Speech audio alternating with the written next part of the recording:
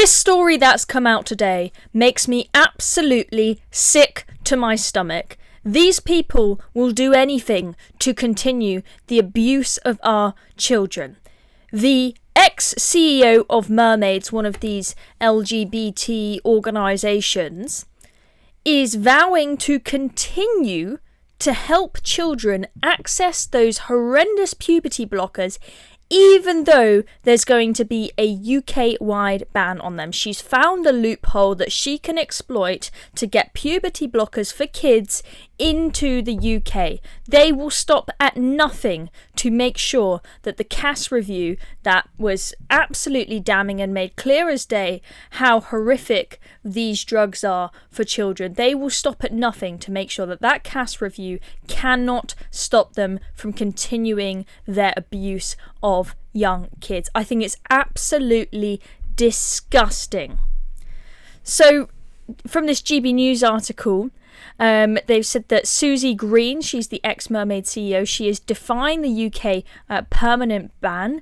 Now, she is the ex-CEO, as I mentioned. So what has she done after leaving Mermaids? Well, she set up a company called Trans Healthcare, which helps provide puberty blockers and various other forms of gender-affirming care, as they call it, to kids and other young people. And they have found a way around it. They've found a loophole that will allow them to keep giving these drugs to children.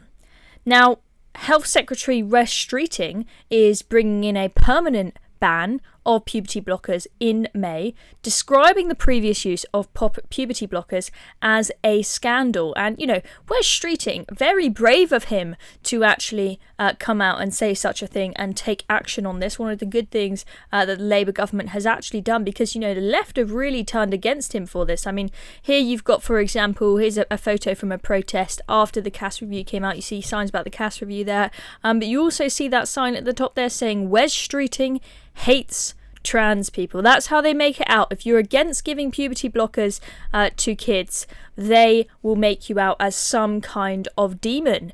Don't forget that the way that Humza Yousaf actually ended up having to resign as First Minister is because his coalition with the Greens in Scotland fell apart. Why did it fall apart? Because the Rainbow Greens, as they call themselves, said that the Cass review was, I quote, a social murder charter. Pretty strong words. Hilary Cass, who wrote the review, she actually basically has had to go into hiding. She's been told she absolutely cannot take public transport. It's too dangerous for her because all the leftists are out to get her. And those Rainbow Greens in Scotland that called it a social murder charter, they refused to work with Humza Yousaf after he wanted to actually listen to the Cass review and implement its recommendations in Scotland. Now, this here that I've got on screen, this is from the Anne Health website, this organisation that Susie Green has set up, and it says, we assist trans plus youth of all ages with treatment recommendations and provide information and advice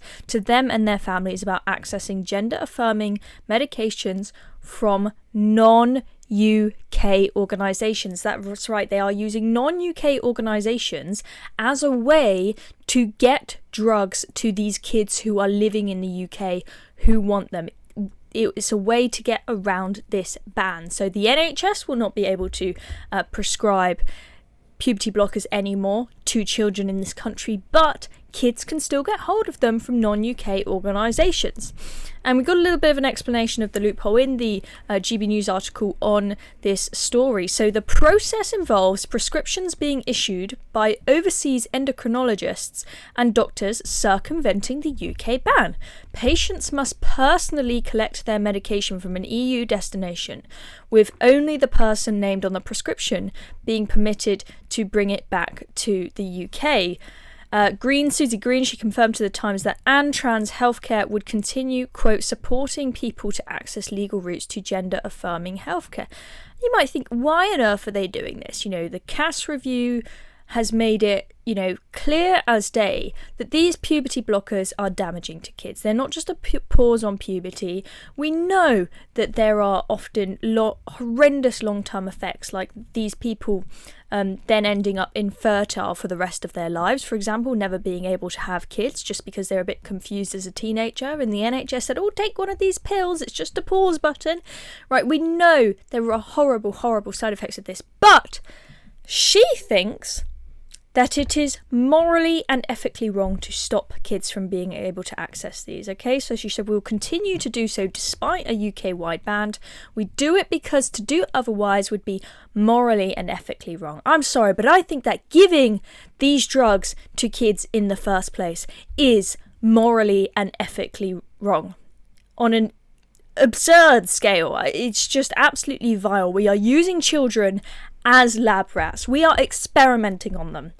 This is just an experimental drug. You would not really see any other drug in the NHS used that has had so little testing. We have no long-term studies on these drugs. And the few small studies that we do have, short-term studies or, not that many people involved, actually have some quite alarming conclusions, some quite alarming effects. As I said, issues, for example, with fertility, all sorts of other problems that have come about from these drugs, and irreversible change to their bodies.